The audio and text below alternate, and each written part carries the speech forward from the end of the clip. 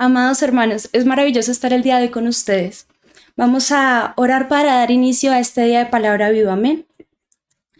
Amado Señor Jesús, te damos gracias, Señor. Te pedimos, Señor, que bendigas esta palabra, Señor.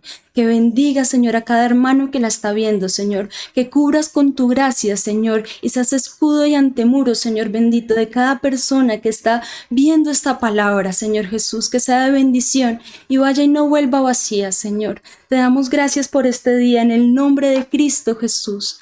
Amén. Amén. Bueno, amados hermanos, a mí me corresponde hablarles el día de hoy de la conversión. Amén. Entonces, quiero hablarles de la conversión bajo 3 aspectos. El primero es ¿qué es conversión? El segundo, ¿qué impide la conversión? Y lo tercero, ¿qué la permite?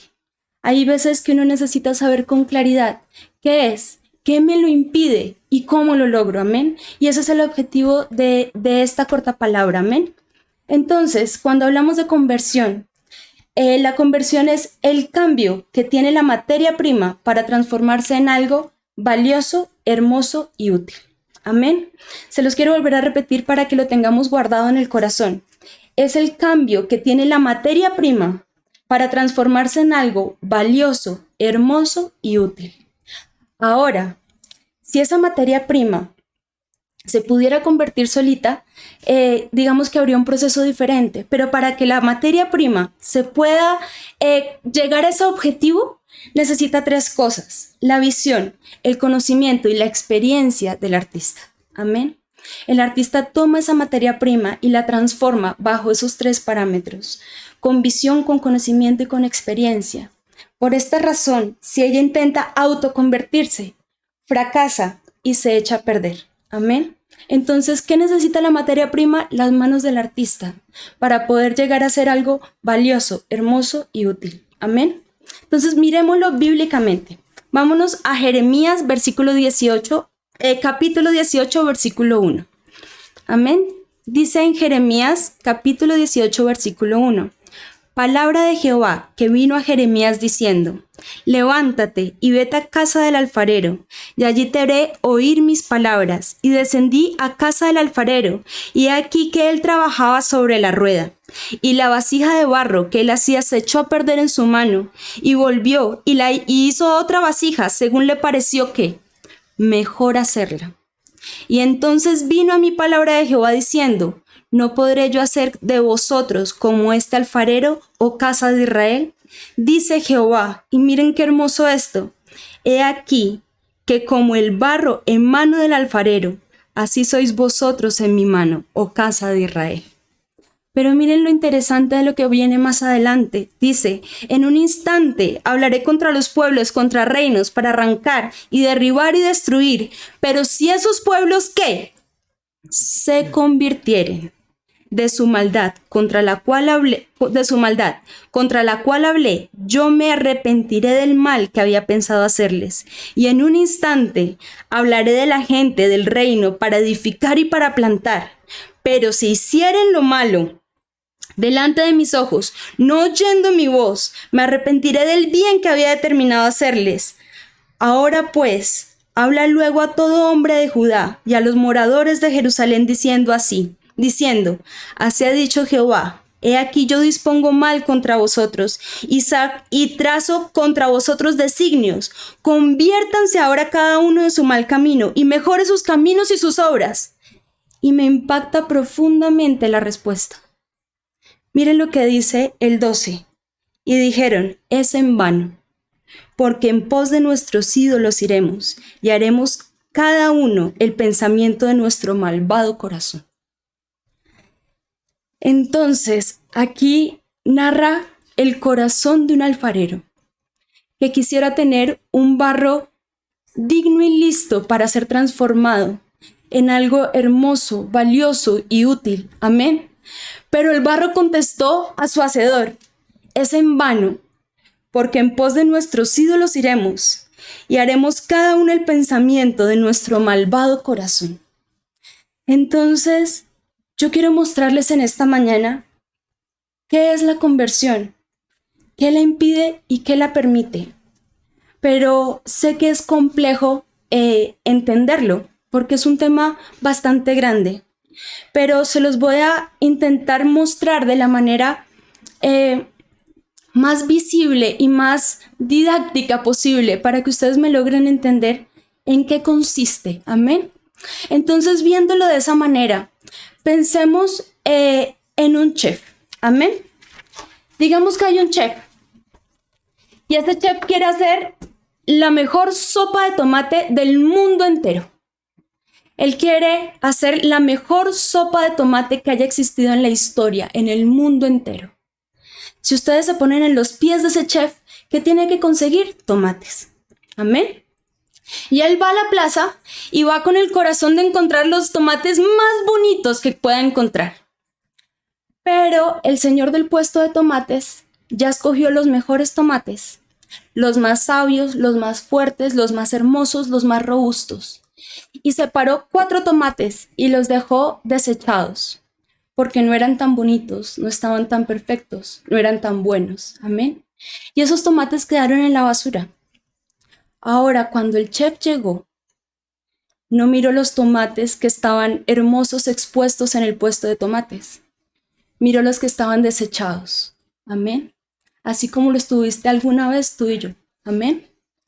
Miró los 4 tomates y a pesar de todo lo que estaban y lo que estaban untados y rodeados, él sintió un profundo amor por esos tomates, por cada una de sus características, por cada una de sus formas, por cada una de su esencia.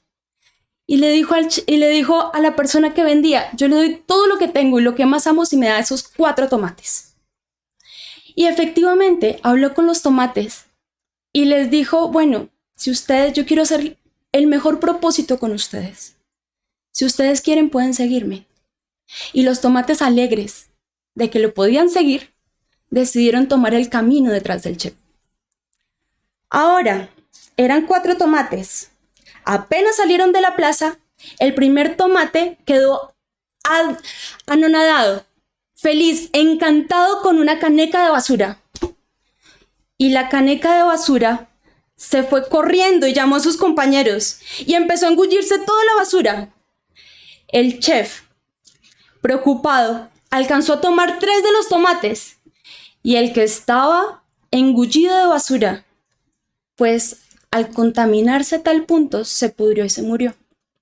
¿Qué fue lo que pasó con este tomate? Vamos a Salmo 78. Vamos a mirar qué fue lo que pasó con él. Salmo 78. Espérenme, yo lo busco por acá. Salmo 78. Salmo 78, versículo 7 y 8. Dice, a fin de que pongan en Dios su confianza, por eso lo sacó de la basura, y no se olviden de las obras de Dios, y guarden sus mandamientos, y no sean como sus padres, generación contumaz y rebelde, generación que no dispuso su corazón, ni fue fiel para con Dios en su espíritu. Ese tomate quedó anhelando el hogar de basura del que lo habían sacado, y apenas lo vio, lo anheló, a tal punto que nunca sacó de su vida ese oprobio que había tenido. Amén. ¿Qué pasó con el tomate? Al consumir basura, la basura de la que Dios lo había sacado, se pudrió y se murió. Amén. Ahora, el segundo tomate, al ver que el chef los había rescatado y los había vuelto al camino, entonces se molestó mucho. ¿Por qué? Se molestó porque el chef no le había dado lo que él quería como él quería. Amén. Entonces, ¿qué pasó? Se llenó de avaricia, de amargura y de rebeldía. A veces cuando nosotros vamos por el camino y Dios no nos da las cosas que nosotros queremos, como nosotros queremos, nos llenamos de avaricia, de amargura y de rebeldía. ¿Y qué pasa? Lo que pasa en el Salmo 81 del 8 al 12. Salmo 81 del 8 al 12. Dice el versículo 8, oye pueblo mío, y te amonestaré. Israel, si me oyeres, no habrá en ti Dios ajeno, ni te inclinarás a Dios extraño. Yo soy Jehová tu Dios, que te hice subir de la tierra de Egipto. Abre tu boca y yo la llenaré. Pero ¿qué pasó? ¿Qué hizo el tomate? Pero mi pueblo no oyó mi voz, e Israel no me quiso a mí. Los dejé por tanto a la dureza de su corazón, y caminaron en sus propios consejos. Amado hermano, si nosotros queremos ser convertidos, no podemos ponernos en posición de rebeldía, sino es total y completa sujeción a la voluntad de Dios para que nos dirija el camino, para que Él ponga en nuestras vidas lo que Él quiere que nosotros tengamos, de la manera en que nosotros tengamos, para que seamos formados según su perfecta voluntad. Si no, vamos a cometer el error de este pueblo, caminar en base a nuestros propios consejos y a la dureza de nuestro malvado corazón, como lo vimos al principio. Entonces, ¿qué pasó con este tomate? Le creció adentro el gusano de la avaricia, de la amargura y de la rebeldía. Y cuando él menos se dio cuenta, lo consumieron y se lo comieron y murió. Amén. Entonces, ¿qué pasó con el tercer tomate? El tercer tomate, el chef amorosamente miró y lo vio perfecto, y ese tomate le sonrió. Y de alguna manera le hizo sentir a ese chef que lo estaba obedeciendo plenamente.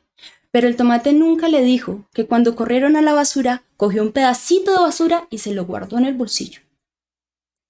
¿Qué hizo este tomate? Guardó lo que le llaman anatema.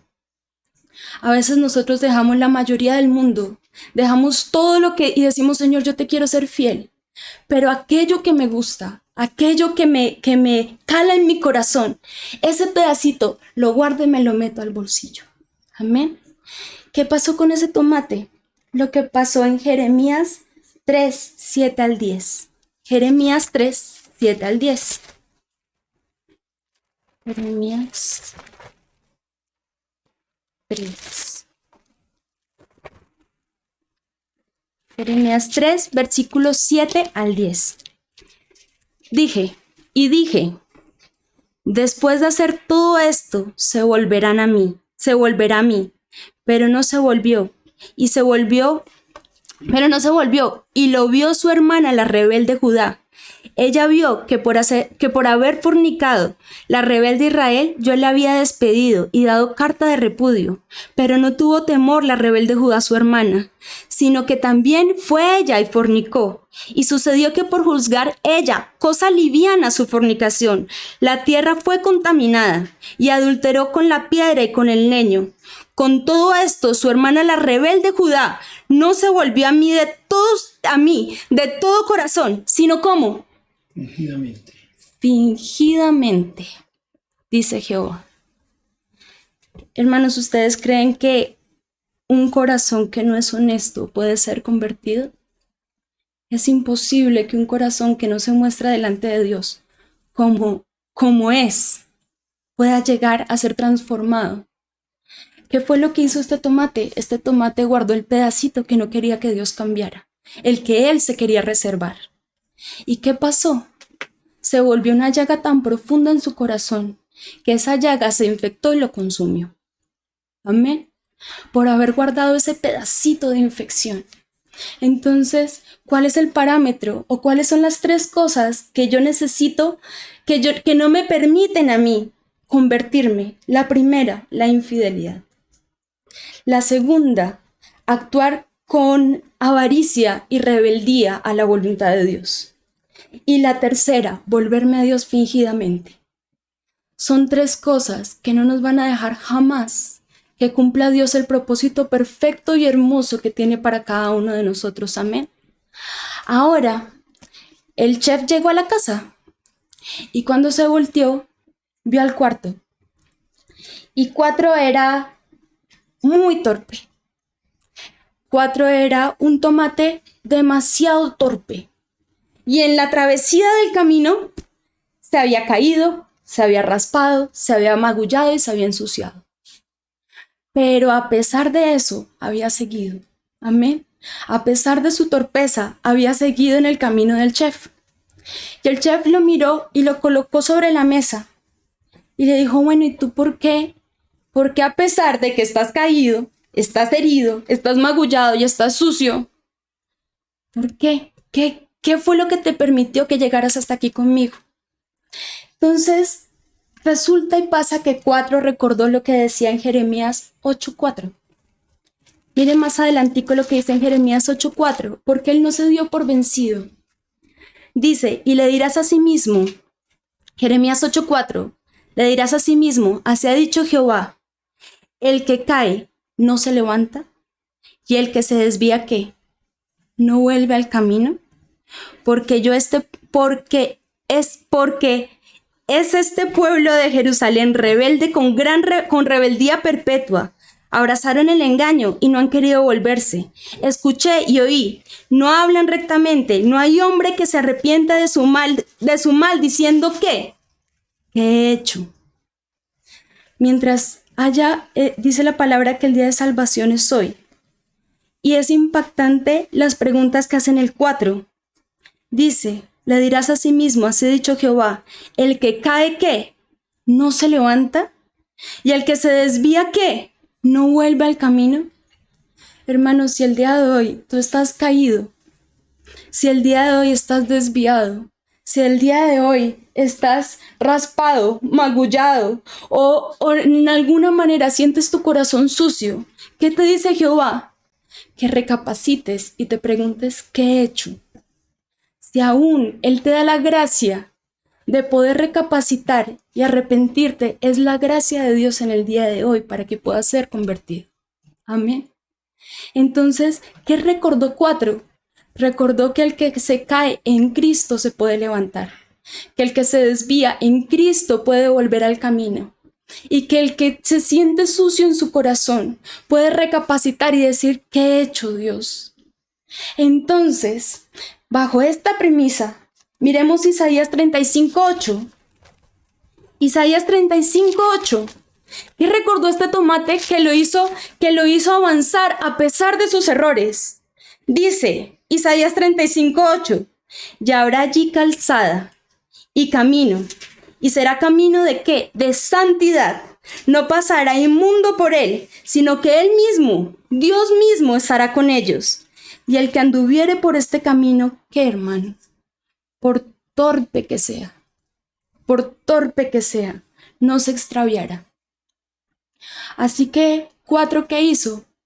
Le preguntó al chef, chef, yo estoy caído, raspado, magullado y ensuciado.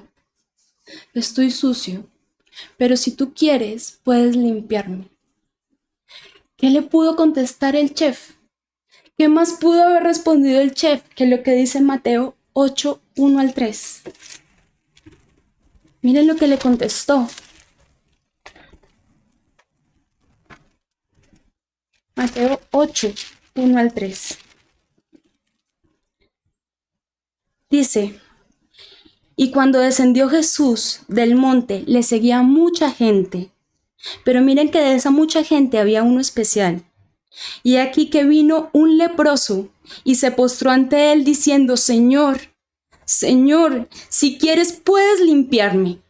Y Dios que le contestó, no quiero, no. Le contestó Jesús, extendió la mano y le tocó diciendo, quiero, sé limpio. Y al instante que pasó, la lepra desapareció. Amén. Hermanos, si tú necesitas ser convertido el día de hoy, si tú necesitas ser transformado el día de hoy, pon la mano en el corazón y dile, Señor, esto es lo que yo tengo. Esto es lo que necesito que tú cambies. Y si tú quieres, puedes limpiarme. Y Dios te va a contestar, quiero, sé limpio. Y desaparecerá tu lepra al instante. Amén. Entonces, hermano, ¿qué pasó con él? El chef, al ver que el tomate estaba caído, raspado, magullado y ensuciado, ¿qué hizo? Puso aceite en sus heridas. Amén.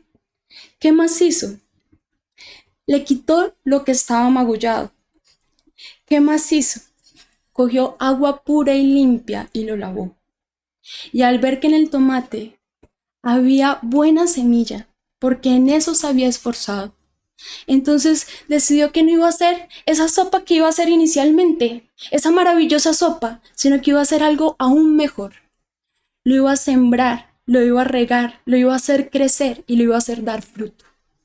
Entonces sembró al tomate y 4 ya no era un tomate, era una matica frondosa, alegre, feliz y transformada que daba fruto.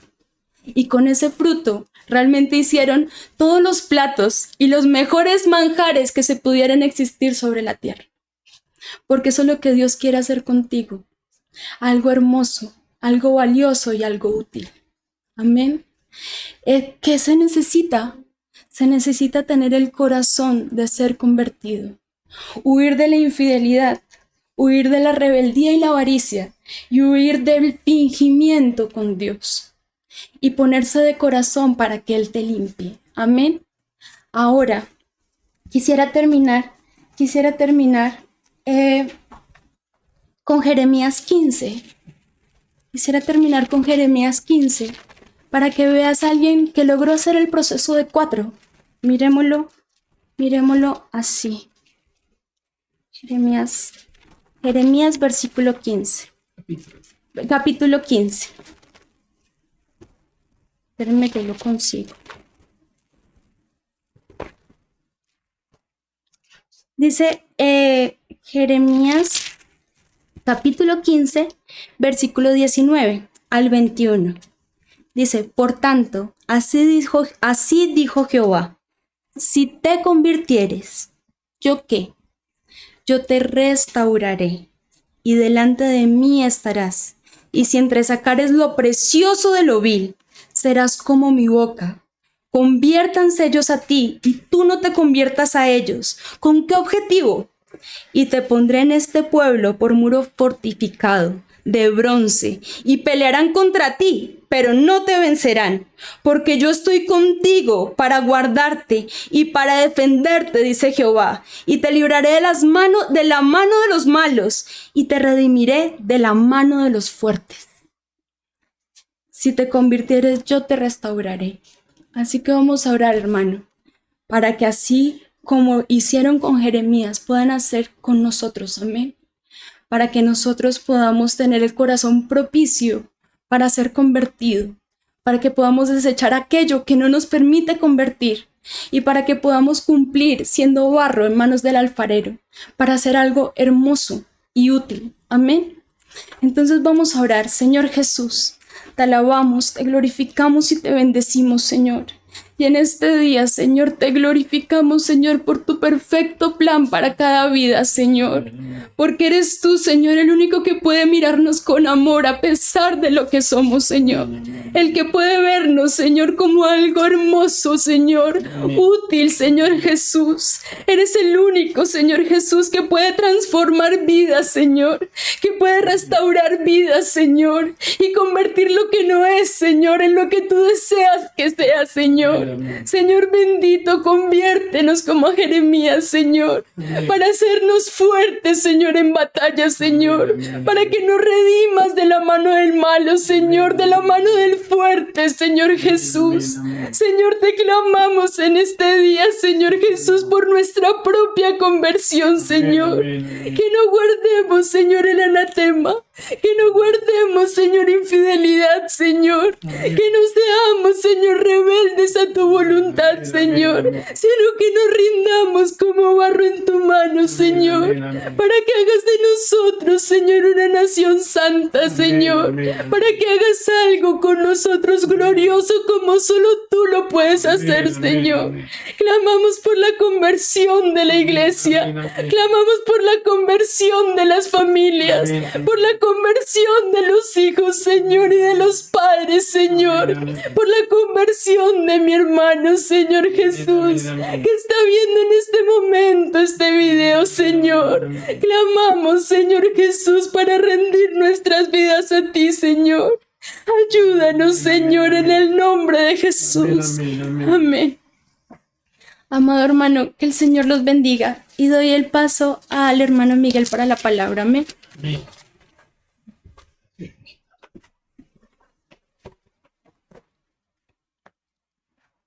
Bien, mis amados hermanos, Vamos a orar por la palabra. Vamos a clamarle a Dios que nos bendiga hoy. Señor, gracias por la palabra dada por Natalie.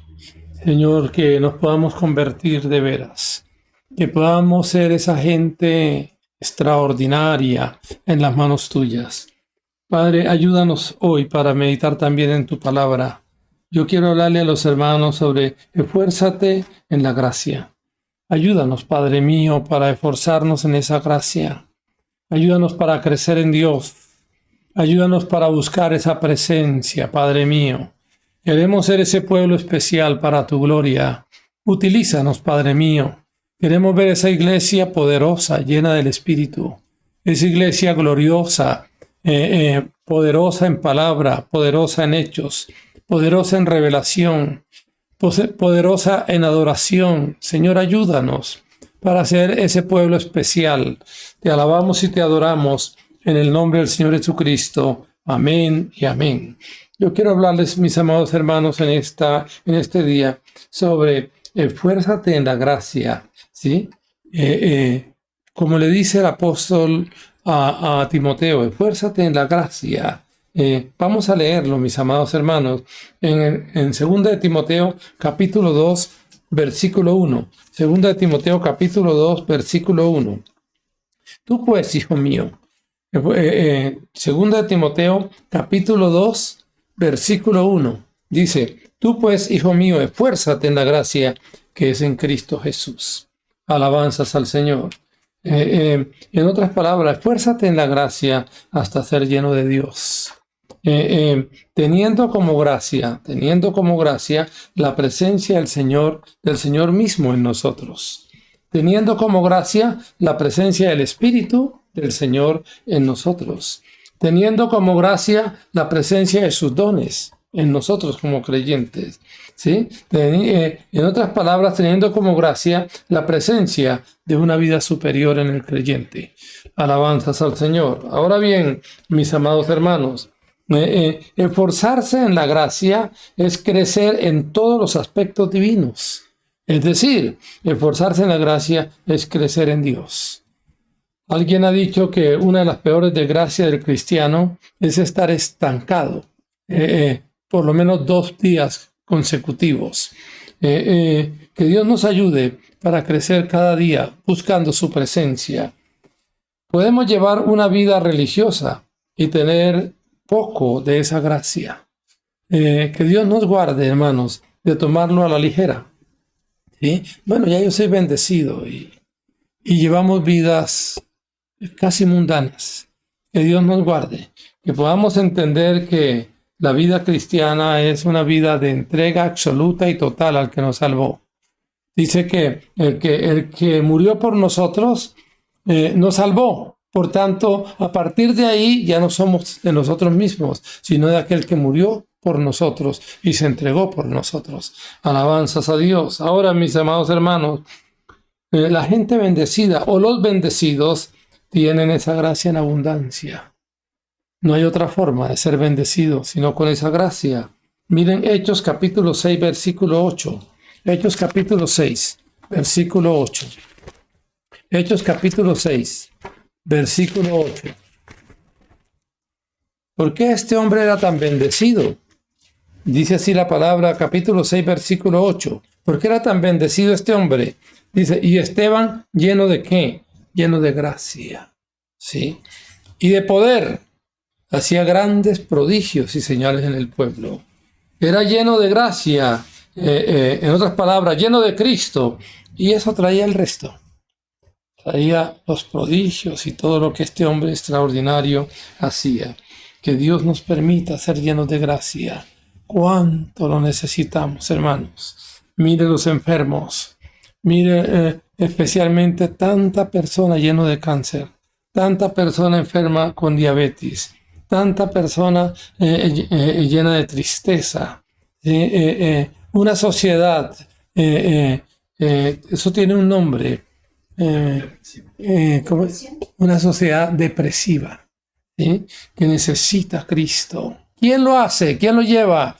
El hombre lleno de gracia, el hombre que ha buscado a Dios, ha crecido en Dios y es lleno de gracia. Que Dios nos permita hacerlo. Ahora tenemos que beber de esa gracia. Es decir, beber del Señor Jesús para ser llenos de salvación y llenos de poder. Miren en San Juan capítulo 1, versículo 16. San Juan capítulo 1, versículo 16. San Juan 1, 16. Dice así la palabra de Dios. San Juan 1, 16. San Juan 1, 16. Dice así, mis amados hermanos, San Juan 1, 16. Dice, porque de su plenitud tomamos todos, y gracia sobre gracia. Que comamos de Cristo, hermanos. Como dijo el Señor en el último día de la fiesta, si alguno tiene sed, venga a mí, beba. Y de su interior correrán ríos de agua de vida. ¿Cuánto necesitamos, hermanos, que esos ríos salgan de nosotros para que el pobre, el necesitado, el hambriento, el sediento se alimente?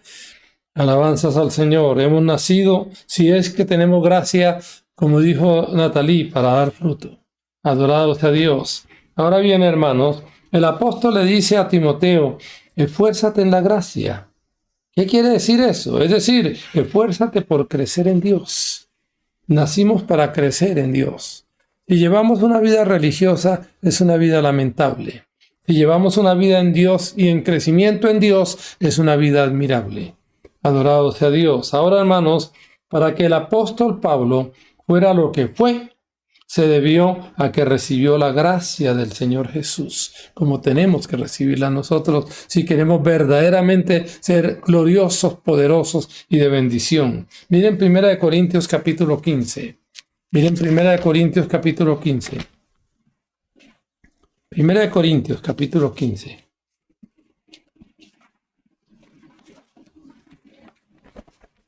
Primera de Corintios capítulo 15. Dice así la palabra de Dios. Le voy a leer desde el versículo 8. Dice, y al último de todos, como a un abortivo, me apareció a mí. Versículo 9, capítulo 8, capítulo 15, versículo 8. Ahora voy a leer el capítulo 15, versículo 9. Porque yo soy el más pequeño de los apóstoles, que no soy digno de ser llamado apóstol, porque perseguí la iglesia de Dios. Pero ojo al 10, pero por la gracia de Dios, ojo a esa gracia, pero por la gracia de Dios, por esa misericordia, por ese amor infinito con que el Señor nos amó. Pero por la gracia de Dios soy lo que soy. Y su gracia no ha sido en vano para conmigo. Antes he trabajado más que todos, pero no yo, no yo, sino la gracia de Dios conmigo. Esa presencia, ese fuego, ese poder, ¿sí? Mis amados hermanos, ese gozo, esa fortaleza de Dios en nosotros es lo que nos permite hacer cosas gloriosas. Alabanzas a Dios. Ahora, esa gracia debe estar en nosotros abundantemente, hermanos. Si esa gracia no está en nosotros, lamentablemente no somos salvos. Miren Efesios 2, 5. Efesios capítulo 2, versículo 5. Efesios capítulo 2, versículo 5. Efesios capítulo 2, versículo 5. Le voy a leer. Efesios capítulo 2, versículo 5. Dice así la palabra. Aun estando nosotros muertos en pecados, nos dio vida juntamente con Cristo. Ojo, por gracia sois salvos. Y juntamente con Él nos resucitó. Y asimismo nos hizo sentar en los lugares celestiales con Cristo Jesús. Para mostrar en los siglos venideros, oiga eso, para mostrar en los siglos venideros las abundantes riquezas de su gracia. En su bondad, ¿para quién? Para con nosotros en Cristo Jesús. Ojo al 8, porque por gracia sois salvos, por medio de la fe, y esto no de vosotros, pues es don de Dios. O sea, es Dios el que nos escogió, el que puso nuestro nombre en su libro, por su gracia, por su amor, por su proyecto. Alabanzas a Dios. Ahora, esa gracia, es decir, su presencia, nos da poder para resistir cualquier prueba. Miren, 2 capítulo 12. 2 capítulo 12. 2 capítulo 12. Dice así la palabra del Señor. Le voy a leer del versículo 7. Capítulo 12, versículo 7. Dice: y para que la grandeza de las revelaciones no me exaltase desmedidamente, me fue dado un aguijón en mi carne, un mensajero de Satanás que me abofetee, para que no me enaltezca sobremanera. Respecto a lo cual 3 veces he rogado al Señor que lo quite de mí. Ojo al 9. Y él me ha dicho: bástate mi gracia. Bástate mi gracia. O sea, si esa gracia está en nosotros, hermanos, somos invencibles. Si esa gracia está en nosotros, soportamos lo que sea. Alabanzas. Porque mi poder se perfecciona en la debilidad. No importa lo débiles que seamos. Si tenemos esa gracia, somos más que vencedores. Adorado sea Dios. Como nos dijo Natalie, el que esté en esa gracia, por torpe que sea, no se apartará. Alabanzas a Dios. Ese es el verdadero amor del Señor con el verdadero creyente. Ahora bien, hermanos, esa gracia nos da poder sobre el pecado. Si no tenemos esa gracia, no hay poder sobre el pecado. Miren, Romanos capítulo 6, versículo 14. Romanos capítulo 6, versículo 14. Romanos capítulo 6, versículo 14. Romanos capítulo 6, versículo 14. Le voy a leer lo que dice. Porque el pecado no se enseñoreará de vosotros, pues no estáis bajo la ley, sino bajo la gracia de Dios. O sea, está Él ahí, está Él ahí, está su presencia, está su poder. Puede ser tentado, puede ser atacado por Satanás, pero ahí está el ángel de Jehová para ayudarnos. Alabanzas al Señor, ¿no? ¿Por qué? Porque esa cobertura de la gracia nos saca fuera de la ley y nos mete en la ley del Espíritu. Alabanzas al Señor. Por eso la ley del Espíritu de vida me ha librado de la ley del pecado y de la muerte. Alabanzas a Dios. Podemos ahora ser más que vencedores por esa gracia de Dios en nosotros, por la gracia de Cristo en nosotros. Ahora, ¿cómo entramos a esa gracia? Miren Romanos capítulo 5. ¿Cómo entramos a esa gracia? Romanos capítulo 5, versículo 1 y 2. Justificados pues por la fe. Repito, justificados pues por la fe. Tenemos paz para con Dios por medio de nuestro Señor Jesucristo. Ojo al 2. Por quien también tenemos entrada por la fe. ¿A dónde? A esa gracia, a ese amor de Cristo, a esa ternura de Dios con nosotros.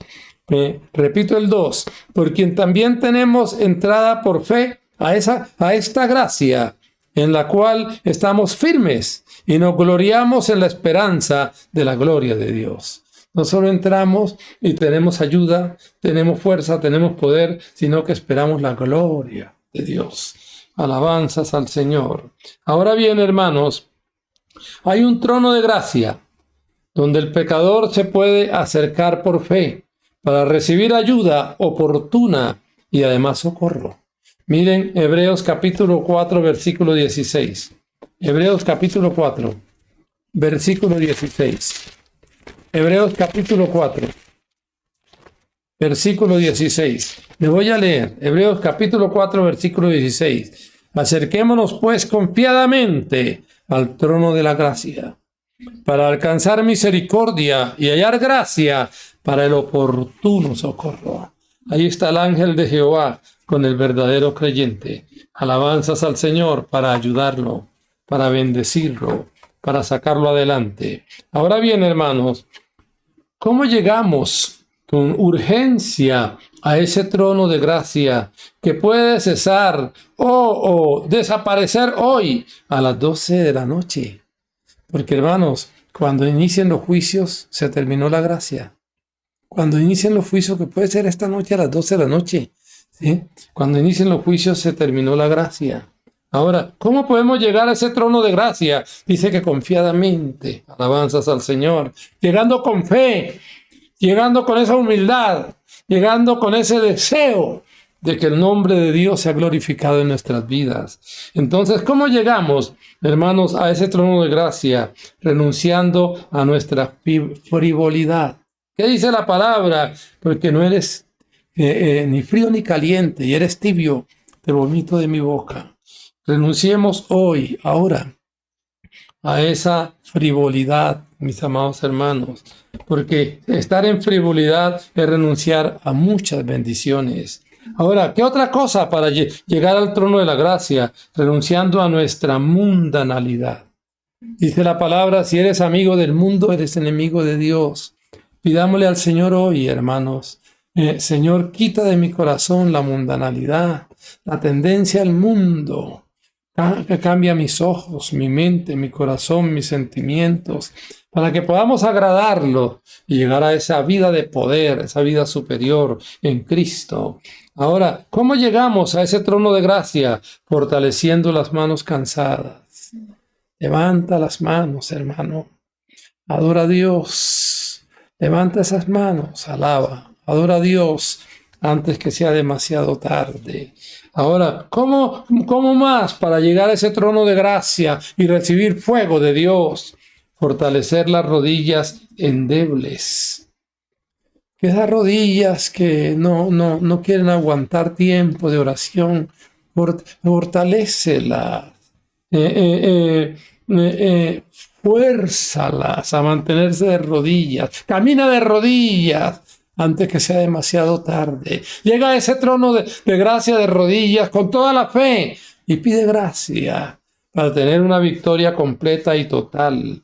¿Cómo más podemos llegar a ese trono de gracia? Amando la palabra, como dice Job, amé tu palabra más que mi comida. Que podamos amar esa palabra, hermanos. Que podamos decir, Señor, enséñame, revélame esa palabra, grábala en mi corazón. Adorado sea Dios. Ahora, ¿cómo más, mis amados hermanos, podemos llegar procurando a partir de este instante presentarnos a Dios con diligencia, como dice la palabra, aprobados como obreros que no tenemos de qué avergonzarnos, que utilizamos bien esa palabra de verdad? No con chanzas, no con risas, no con frivolidades, tomándolo en serio, hermanos. Porque para estar delante de Dios en ese día tremendo que puede ser esta misma noche, tenemos que tomar esto con seriedad, como lo tomaron las vírgenes prudentes. Lo tomaron con seriedad y lograron entrar cuando ¿cómo se llama? El